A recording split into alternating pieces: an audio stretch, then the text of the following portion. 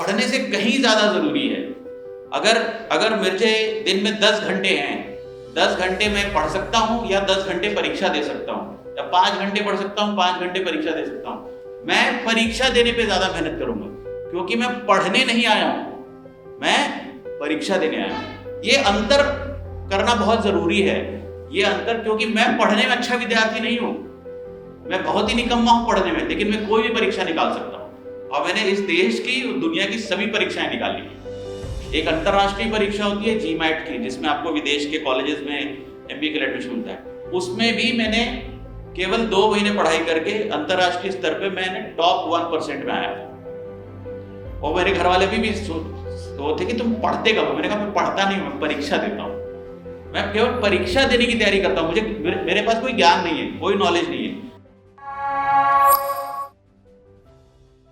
तो यहां मैं जैसे कह रहा हूं कि जो मेंस की परीक्षा है वो लिखने की परीक्षा है, जो प्रीलिम्स है वो मल्टीपल चॉइस क्वेश्चन आंसर करने की परीक्षा है। यानी कि एक सवाल के 4 ऑप्शन होंगे, उसको उसमें से सही जवाब चुनना, इसकी परीक्षा है।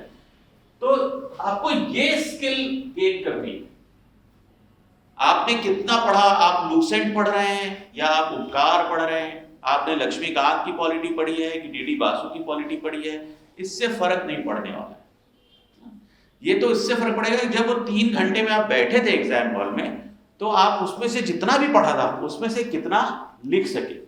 इसलिए जब आप मेंस की तैयारी करते हैं, मेंस के लिए पढ़ रहे होते हैं, तो आपको हमेशा ये देखना चाहिए पढ़ने के बाद एक पॉज लेके कि जो भी हमने पढ़ा उसमें से कितना याद रहेगा। और जब आज पढ़ा है, परीक्षा 1 साल बाद देंगे, 1 साल बाद जब परीक्षा हो रही होगी, तो इसमें से कितनी चीजें लिख पाओगे।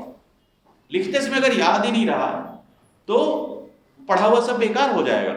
इसलिए हर टॉपिक को, हर चीज को जब पढ़ें तो ये देखें कि उस टॉपिक का अगर कोई मुझसे पूछ ले साल भर बाद, 6 महीने बाद किसी परीक्षा में, तो मैं उस टॉपिक से क्या क्या लिख पाऊंगी या क्या क्या लिख पाऊंगा और कितना लिख देने से ये एग्जामिनर को बता पाऊंगा कि मैं इस टॉपिक को पूरी तरह से जानता हूं। जैसे अगर उदाहरण के लिए मुगल शासन वाले उदाहरण से ही कंटिन्यू करते हैं। अगर कोई आपसे पूछ दे, आप पूरा मुगल काल पढ़ रहे हैं, आपको क्या लगता है इतने सालों से आप लोगों ने मुगल शासन पढ़ा है, क्या सवाल जो है सबसे ज्यादा पूछे जाने की किसको मुगल शासन के सारे राजाओं के नाम याद है शुरू से लेकर अंत तक? किसी को याद है? शुरुआत बाबर से होती है, बाबर के बाद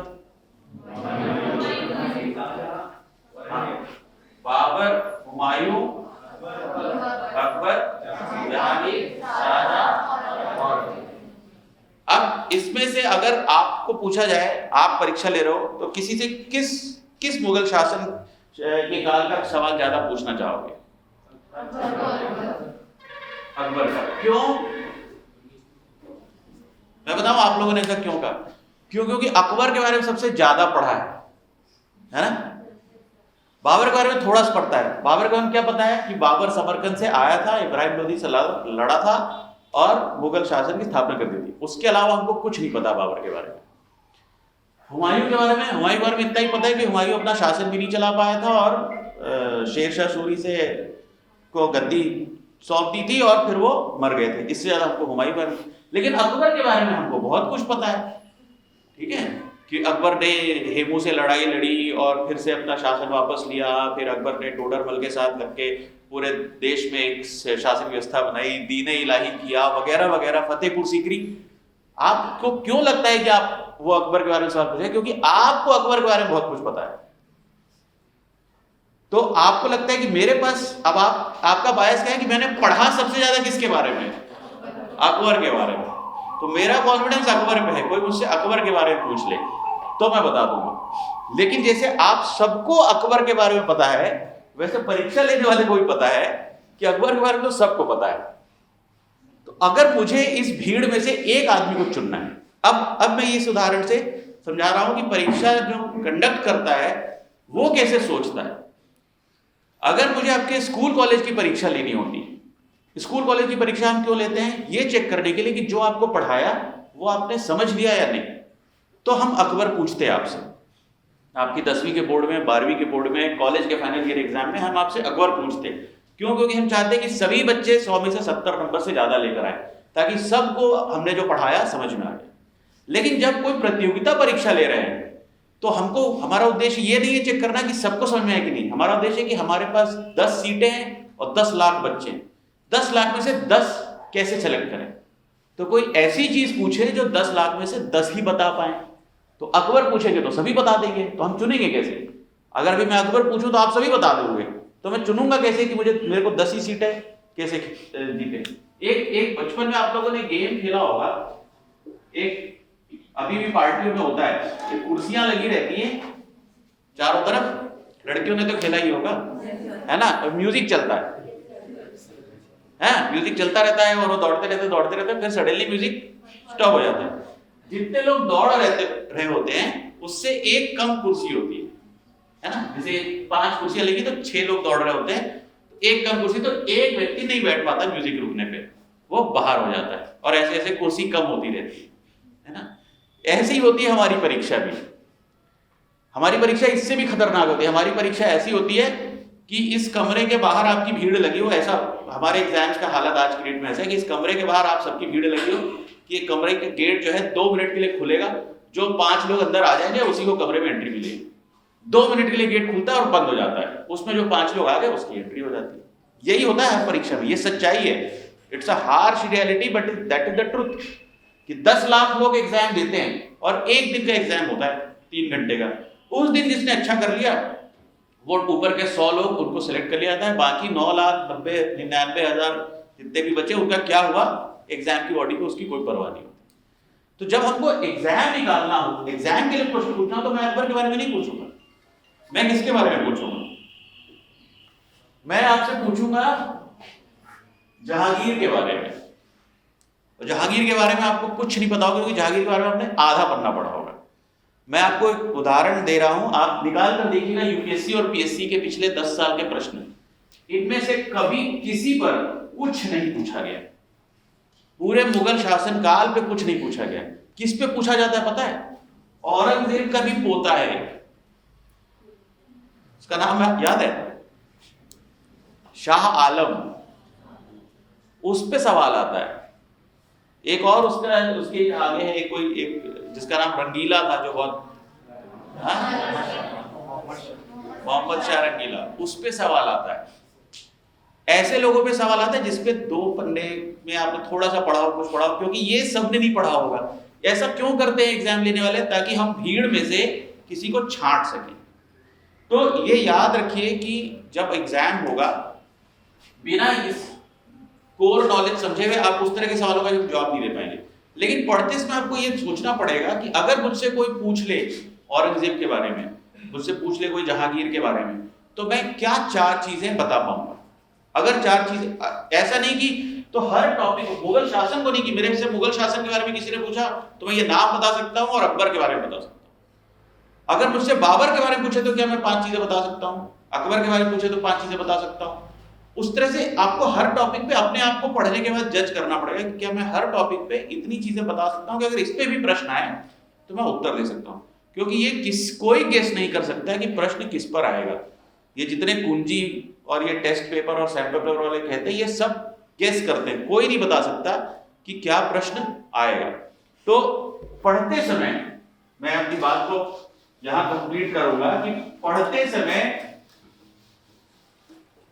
इस पे फोकस करें कि जो आप पढ़ रहे हैं तो अगर परीक्षा में पूछा जाएगा तो आप उसका प्रश्न का उत्तर दे पाएंगे कि नहीं। ये आपको कैसे पता चलेगा? मैंने आपसे क्या कहा कि आप प्रैक्टिस कर रहे हैं फील्ड में, या आपको लगता है कि आप बहुत फिट हैं खेलने के लिए, लेकिन आप क्रिकेट मैच में अच्छा परफॉर्म कर पाएंगे कि नहीं कर पाएंगे, ये कैसे पता चलेगा? ये तो क्रिकेट मैच खेल के ही पता चलेगा। तो आप पढ़ रहे हैं, आप सुबह से शाम तक पढ़ाई कर रहे हैं और आपने सब कुछ याद कर लिया, लेकिन आप परीक्षा में अच्छा करेंगे कि नहीं करेंगे, ये आपको कैसे पता चलेगा? खुद को कैसे मालूम चलेगा कि मैं कर पा रहा हूं कि नहीं कर पा रहा हूं? ये तो परीक्षा देकर ही पता चलेगा। एक छोटा सा चुटकुला सुनाता हूं मैं इसमें। एक पंडित जी गए एक बारात में। वो पंडित जी फेमस थे बहुत सारे रसगुल्ले खाने के लिए, कि जिस बारात में जाते थे तो इतने रसगुल्ले खाते थे कि लड़के वालों को थका देते थे। वो एक बारात में गए तो लड़की वालों ने जानबूझ के रसगुल्ले सर्व नहीं किए और दुनिया भर की और चीजें सर्व करते गए, पूड़ी सब्जी ये वो, और पंडित जी का पेट भर गया। जब पंडित जी का पेट भर गया, उन्होंने पानी पी लिया, उनको डकार आ गई। तब लड़की का बाप आया कि पंडित जी रसगुल्ले तो खाए ही नहीं। पंडित जी ने कहा यार अब तो पेट भर गया, कितने रसगुल्ले? बोले 500। बोले यार 500 रसगुल्ले कैसे खा पाऊंगा? बोले अच्छा मुझे 10 मिनट दो, मैं बताता हूँ। पंडित जी उठ के गए बाहर, 15-20 मिनट बाद पंडित जी घूम के आए, बोले ले आओ 500 रसगुल्ले खाता हूँ। और पंडित जी धीरे धीरे करके 500 रसगुल्ले खा गए। तो लड़की के बाप ने कहा कि ऐसा कौन सा चूरन खा के आए बाहर से कि 500 रसगुल्ले खा गए, मतलब जो इतना खाया था पचा कैसे लिया? बोले नहीं चूरन वूरन नहीं खाया, वो तो मुझे कॉन्फिडेंस नहीं आ रहा था कि मैं 500 रसगुल्ले खा पाऊंगा कि नहीं, तो इसलिए बाहर एक हलवाई की दुकान पे गया, वहां पे 500 रसगुल्ले खा के देखे खा पाऊंगा। तो जब वहां 500 रसगुल्ले खा लिए तो मुझे लग गया कि मैं 500 रसगुल्ले खा लूंगा। जोक्स अपार्ट, अब वो 500 रसगुल्ले खा सकता है कि नहीं, उसके लिए उसने क्या टेस्ट किया? यही टेस्ट किया कि मैं 500 रसगुल्ले खा सकता हूं कि नहीं।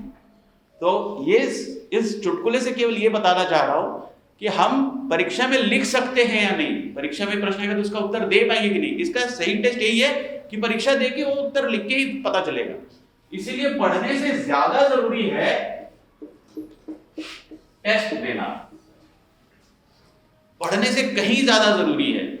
अगर मुझे दिन में 10 घंटे हैं, 10 घंटे मैं पढ़ सकता हूं या 10 घंटे परीक्षा दे सकता हूं, या 5 घंटे पढ़ सकता हूं 5 घंटे परीक्षा दे सकता हूं, मैं परीक्षा देने पे ज्यादा मेहनत करूंगा, क्योंकि मैं पढ़ने नहीं आया हूं, मैं परीक्षा देने आया हूं। ये अंतर करना बहुत जरूरी है, ये अंतर, क्योंकि मैं पढ़ने में अच्छा विद्यार्थी नहीं हूं, मैं बहुत ही निकम्मा हूं पढ़ने में, लेकिन मैं कोई भी परीक्षा निकाल सकता हूं। और मैंने इस देश की दुनिया की सभी परीक्षाएं निकाली है। एक अंतरराष्ट्रीय परीक्षा होती है जीमैट की, जिसमें आपको विदेश के कॉलेजेस में एमबीए के लिए एडमिशन मिलता है, उसमें भी मैंने केवल 2 महीने पढ़ाई करके अंतरराष्ट्रीय स्तर पे मैंने टॉप 1% में आया था। और मेरे घर वाले भी वो थे कि तुम पढ़ते कब हो? मैंने कहा मैं पढ़ता नहीं हूं, मैं परीक्षा देता हूं, मैं केवल परीक्षा देने की तैयारी करता हूं, मुझे मेरे पास कोई ज्ञान नहीं है, कोई नॉलेज नहीं है, जो भी मैंने पढ़ा था मैं सब भूल चुका हूं। मुझसे आज पूछे कि आईटी का सिलेबस तो मैं भूल चुका हूं, यूपीएससी का पीएससी का मैं भूल चुका हूं, मैंने कोई ज्ञान नहीं अर्जित किया, सच है। लेकिन ये परीक्षाएं ऐसी हैं कि ये परीक्षा के पॉइंट ऑफ व्यू से अगर पढ़ा जाए तो परीक्षा निकाली जा सकती है। इसलिए मैं पीएचडी नहीं कर पाया, पीएचडी नहीं हो सकती ऐसे, रिसर्च नहीं हो सकती, उसके लिए सही में पढ़ना समझना ज्ञान होना जरूरी है, वो नहीं है मेरे पास। लेकिन परीक्षा निकालना उससे आसान काम है। मुझसे अगर कहा जाए कि पढ़ के सीखने और परीक्षा निकालने में आसान क्या है, तो मैं कहूँगा परीक्षा निकालना आसान, क्योंकि परीक्षा निकालने में कम पढ़ना पड़ता है, सीखने में ज्यादा पढ़ना पड़ता है। तो आप लोगों को ये बात दोहरा के बार बार इसलिए कह रहा हूं कि आप लोगों का ज्यादातर बच्चे जिनसे मैं मिलता हूं, उनका फोकस पढ़ने सीखने जानने पे रहता है, और वो बहुत पढ़ते हैं, बहुत अच्छे से सीखते समझते हैं, शायद वो किसी टॉपिक को बताएं तो मुझसे अच्छा बता पाएंगे, लेकिन उनका परीक्षा में सिलेक्शन नहीं होता, क्योंकि परीक्षा एक अलग गेम है। इसको समझना जरूरी है कि हम एग्जाम की तैयारी कर रहे हैं या हम यहाँ पे बीए करने आए हैं, क्या हम यहाँ पे बीएससी करने आए हैं, नहीं, उसके लिए हम कॉलेज गए थे, हमने वो डिग्री वहां ले ली, लेकिन हम यहाँ पे एक कॉम्पिटिटिव एग्जाम निकालने आए हैं, तो उसका माइंडसेट हमारा अलग होना चाहिए कि वो उस परीक्षा को निकालना है। तो ये इंपॉर्टेंट है कि टेस्ट। अब इस परीक्षा की बात करते हैं। मैं अब अपनी स्टोरी को और इससे थोड़ा सा लिंक करता हूं। अब कोई भी परीक्षा आप दे रहे हो, क्योंकि यहाँ पे अलग अलग परीक्षा वाले बच्चे बैठे होंगे, कुछ पीएससी की तैयारी करने वाले, कितने पीएससी की तैयारी करने वाले कितने हैं? ठीक है, और इसके अलावा कांस्टेबल, पटवारी, सब इंस्पेक्टर, इस तरह की तैयारी करने वाले भी हैं, कुछ हैं, और बैंक, पीओ, एसएससी, इस तरह की भी, यूपीएससी की तैयारी करने वाले, यूपीएससी वाले भी, ठीक। अच्छा, इस क्लास में इंजीनियर्स कितने हैं जो किसी कहीं से इंजीनियरिंग करके आए? नहीं है। Normal college graduate, BA, BSc, BCom वाले मैक्सिमम वही। कोई डॉक्टर है क्लास में? नहीं, ठीक है। तो अब मैं किसी भी एग्जाम का उदाहरण देता हूं। मैं अपने आईआईटी के एग्जाम का उदाहरण देता हूं। आप में से ज्यादा लोगों ने आईआईटी दिया है। आईआईटी में 3 सब्जेक्ट्स होते हैं, फिजिक्स, केमिस्ट्री और मैथ्स। एक भी ऐसा आईआईटी नहीं है इतने सालों में जो इन तीनों विषयों में टॉप हो, कभी नहीं होता कोई। आप जितने भी तैयारी करने वालों से पूछेंगे, कोई बताएगा कि वो फिजिक्स में स्टड है, बहुत बड़ा स्टार है, तो उसकी केमिस्ट्री बहुत ही खराब है और मैथ उसका सो है। इसी कॉम्बिनेशन में सारे बच्चे आईआईटी निकालते हैं। एक सब्जेक्ट जिसमें वो बहुत, जिसको हम आईआईटी कहते हैं कि तोड़ू है, एक में लल्लू है और एक में ऐसे बीच में। अब ये तो तैयारी करते करते चलता है। जैसे मेरा ऐसा नहीं था, मैं जो है मैथ में बहुत तोड़ू था, केमिस्ट्री मेरा ओके था और फिजिक्स मेरा बहुत बेकार। और लोग कहते थे कि जब फिजिक्स आपका अच्छा नहीं है तो आप इंजीनियरिंग नहीं कर सकते। मैंने कहा मुझे इंजीनियरिंग कहाँ करनी है, मुझे तो आईआईटी निकालना है। इंजीनियरिंग करने की बात ही नहीं कर रहा हूँ, इंजीनियर तो मैं खराब बनूंगा ये तो मुझे पता चल रहा है क्योंकि फिजिक्स खराब है, लेकिन आईआईटी तो मैं निकाल लूंगा क्योंकि आईआईटी में तीनों के बराबर प्रश्न आएंगे। अगर 100 प्रश्नों का होगा तो 33 तीनों के होंगे। और ये भी 60, मेरे जमाने में 2002 में ये भी 60 का था, ये भी 60 का, ये भी 60 का।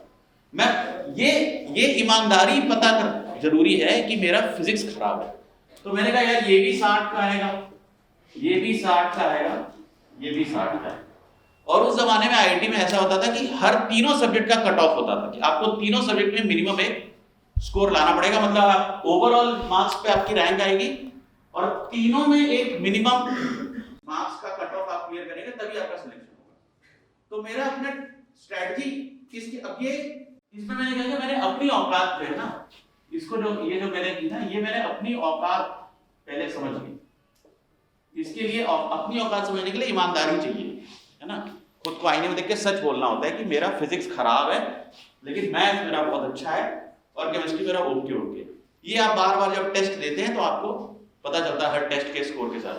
तो मैंने कहा कि ये 60 का है, इसमें मैं बहुत अच्छा 50 या उसके ऊपर कर लूंगा क्योंकि मैं बहुत अच्छा हूं मैथ्स में, इसमें मैं ठीक ठाक हूं केमिस्ट्री में, तो मैं इसमें 30-35 के आसपास ले आऊंगा। इसमें तो मुझे नानी याद आ जाएगी, किसी भी तरह से मैं इसमें 15 से 20 ले आऊं तो मैं कट ऑफ क्लियर कर दूंगा। ओवरऑल टोटल करेंगे तो मेरा ठीक ठाक रैंक आ जाएगी। बस ये स्ट्रेटजी के साथ में चलता रहा और जब मैंने एग्जाम दिया तो ऐसे ही परफॉर्मेंस है। फिजिक्स में मेरा ठीक कट ऑफ मुझे याद आ रहा है 16 या 17 था 60 में से, और मेरे 17.5 या 18 आए थे। लेकिन इसमें मेरे मैथ में 60 में से 55 आए थे और केमिस्ट्री में शायद 35 या 36 ऐसे कुछ आए थे। ओवरऑल मैंने आईआईटी में मेरी 811 रैंक थी कंट्री, जो कि अच्छी रैंक है, पूरे देश में 811वीं रैंक थी। और ये सच था, लोगों ने कहा कि फिजिक्स खराब, इंजीनियरिंग नहीं कर पाओगे। बड़ी मुश्किल से किसी तरह से 4 साल मैंने पास किया है, लेकिन मैंने आईआईटी का एग्जाम निकाल लिया था। इसी तरह से अभी पीएससी की बात करें, यूपीएससी की बात, यूपीएससी में सिविल सर्विसेज में जो बहुत बड़ा सब्जेक्ट है वो है जीएस। अब जीएस के बहुत सारे पोर्शंस हैं, हिस्ट्री है, ज्योग्राफी है, पॉलिटी है, इकोनॉमिक्स है और इंटरनेशनल रिलेशंस है, साइंस एंड टेक्नोलॉजी है, करंट अफेयर्स है और बहुत सारी चीजें हैं। अब जब आप पढ़ते रहेंगे और जब बार बार टेस्ट देते रहेंगे, पढ़ने से नहीं पता चलेगा, पढ़ने से नहीं पता चलेगा कि मेरा हिस्ट्री अच्छा है ज्योग्राफी अच्छा है, टेस्ट देने से पता चलेगा। तो मुझे पढ़ते पढ़ते लगता था कि मेरी ज्योग्राफी अच्छी है, मैं साइंस का लड़का हूं, मुझे ज्योग्राफी समझ में आ जाती है। जब टेस्ट देता था तो ज्योग्राफी के सारे सवाल गलत होते थे। फिर हिस्ट्री मुझे लगता था कि हिस्ट्री तो मुझे बहुत अच्छी आती है, हिस्ट्री तो मुझे याद रहती है, लेकिन जब मैं टेस्ट देता था तो मेरे नंबर नहीं आते थे हिस्ट्री वाले क्वेश्चन। और साइंस एंड टेक और इंटरनेशनल रिलेशंस पढ़ते समय मुझे समझ में नहीं आती थी, जैसे कि क्लास में पढ़ा रहा था ना पीएसएलवी जीएसएलवी, मुझे बिल्कुल समझ में नहीं आता था। लेकिन जब मैं टेस्ट देता था तो इसमें सारे के सारे सही होते थे। तो मुझे टेस्ट से पता चला कि ये international relation, science and technology, इसमें मैं बहुत अच्छा हूँ, पॉलिटी इसमें बहुत अच्छा हूँ, ज्योग्राफी में बहुत बेकार हूँ, हिस्ट्री में मैं थोड़ा ओके हूँ। ये पढ़ के नहीं पता चलता है, ये बार बार टेस्ट दे दे के पता चलता है। तो टेस्ट दे के आपको अपनी औकात पता चलती है। फिर क्रिकेट के उदाहरण से कहूँ तो क्रिकेट में जैसे लोगों को पता चलता है कि मेरा फ्रंट फुट का शॉट अच्छा है, मैं बाउंसर बॉल पे छक्के मार सकता हूँ, लेकिन स्पिन हो जाए तो मैं बोल्ड हो जाता हूँ। ये खेल खेल के पता चलेगा, बैठे बैठे नहीं पता चलेगा। तो इसीलिए आप लोग जब पढ़ रहे हैं तो आप जिस भी एग्जाम की तैयारी कर रहे हैं, अगर आप यूपीएससी की तैयारी कर रहे हैं तो यूपीएससी के टेस्ट दीजिए, एमपीपीएससी की तैयारी कर रहे हैं तो एमपीपीएससी की टेस्ट दीजिए, और ईमानदारी से देख के समझिए कि आपकी औकात क्या है। जो बच्चों को अपनी रियल औकात का अंदाजा लग जाता है कि हाँ ये मैं इसमें कमजोर हूं और इसमें वीक हूं, ये दूसरों से नहीं पूछना है कि जो जनरली इस एज ग्रुप में होता है ना कि मैं कैसी दिख रही हूँ, मैं कैसा दिख रहा हूँ, ये शर्ट मुझ पे कैसी लग रही है, ये हमेशा दूसरों से पूछने की आदत बनी रहती है इस एज ग्रुप में। कोई दूसरा कह दे कि तुम बहुत सही लगते हो तो हमको कॉन्फिडेंस आ जाता है कि, है ना। तो या तो एक ऐसा कोई दूसरा रखो, जैसे हर आदमी के लाइफ में और हर औरत के लाइफ में एक ऐसा पर्सन है जिसको कैसा भी तुम दिख रहे हो वो कहे कितना सुंदर, वो है तुम्हारी मम्मी, है ना। आप बिल्कुल बजर चोमू लग रहे होगे लेकिन आपकी मम्मी की आप मेरा सोना बच्चा है। तो अगर आप मम्मी के फीडबैक से चलोगे तो आप हमेशा कॉलेज में इस कॉन्फिडेंस में हो कि सभी मुझे देख रहे हैं, लेकिन आपको कोई नहीं देख रहा होगा, क्योंकि आप सोच रहे हो कि पूरी दुनिया आपको मम्मी की नजर से देखे, कोई नहीं देख रहा उस नजर से आपको। तो अगर आप वैसा फीडबैक लेते रहोगे तो कॉन्फिडेंस तो हाई रहेगा, लेकिन हो सकता है कि गलत फीडबैक आ रहा हो। तो रियल फीडबैक तब होगा जब खुद को आईने में देख के कहो, है ना। जैसे मैं अपना उदाहरण दूं, मैं खुद को आईने में देख के कह सकता हूं कि मेरे बाल नहीं है। ये सच कहना पड़ता है खुद को, नहीं तो मम्मी कितनी अच्छा लगता है। फिर लोग उसको, क्योंकि मम्मियों की नजर में ऐसा रहता है अरे वो तो पैसा आता है ना तो बाल झड़ जाते हैं। वो रैशनलाइज, क्योंकि वो एक्सेप्ट नहीं कर सकती कि मेरा बच्चा बदसूरत हो सकता है, हो ही नहीं सकता। लेकिन आईने के सामने खड़े होकर तो कम से कम सच को मान लेना चाहिए। तो ये पढ़ाई करते समय भी लोग क्या कह रहे हैं, आपका कोई बहुत अच्छा दोस्त होगा जो आपके साथ पढ़ रहा है, जो आपकी हिम्मत बढ़ाएगा, वो जरूरी भी है। वैसे ही जैसे मम्मी का होना बहुत जरूरी है, नहीं तो अपने शरीर पे, अपने खूबसूरती पे कॉन्फिडेंस जीरो हो जाए अगर दुनिया की केवल सुनने लगे। अगर मम्मी नहीं होती तो हम सबको लगता है कि हम कितने बदसूरत हैं। एक मम्मी है जो कम से कम हमें फील देती है कि हम भी अच्छे दिखते हैं। उसी तरह से एक आध ऐसा दोस्त तो होना चाहिए, लेकिन अपने आप को आईने में देखने की तरह ही अपना एग्जाम देके, अपना टेस्ट देके अपनी भी समझ होनी चाहिए कि मेरा क्या स्ट्रांग है और क्या वीक है। इसकी क्लैरिटी होनी चाहिए। इसको ऑनेस्टी कहते हैं, ईमानदारी इसको कहते हैं कि दुनिया को भले ना पता हो लेकिन मुझे पता है कि यार मेरा ज्योग्राफी बेकार है। तो ये अगर पता होगा तब आप उसको इंप्रूव कर पाएंगे, आप उसको और बेहतर कर पाएंगे। ये सब कुछ इसकी समझ के लिए आपको जरूरी है कि आप टेस्ट दें, मॉक टेस्ट दें। मैं आईएएस का एग्जाम जब मैं देता था उसकी बस स्टोरी बताता हूँ। अब मेरे देने के बाद से आईएएस के एग्जाम का पैटर्न थोड़ा सा चेंज हो गया है।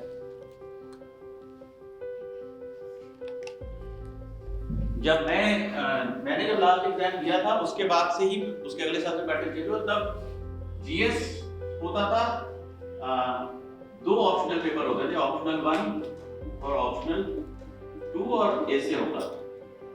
और मेरे एग्जाम देने के अगले साल से ही ये ऑप्शनल 1 2 की जगह एक ऑप्शनल हो गया है। और जीएस के तब मेरे टाइम में 2 पेपर होते थे, अब मैं उसमें 4 हो गए हैं।